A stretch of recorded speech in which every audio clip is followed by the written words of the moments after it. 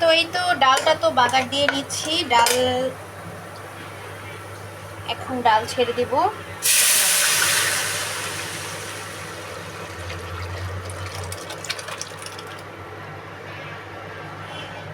ডালটা তো রাইস কুকারে বলক দিয়ে নিয়ে আসলাম।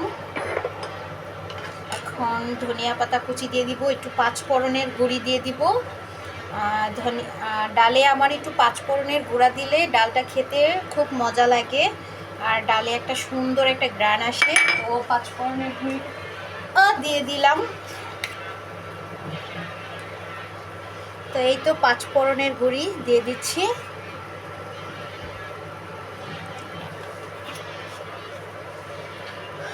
এখন ডালটা খেতে একটা অসম্ভব সুন্দর একটা গ্রান আসবে, আর খেতেও খুব মজা। তো এই তো আমার ভাজি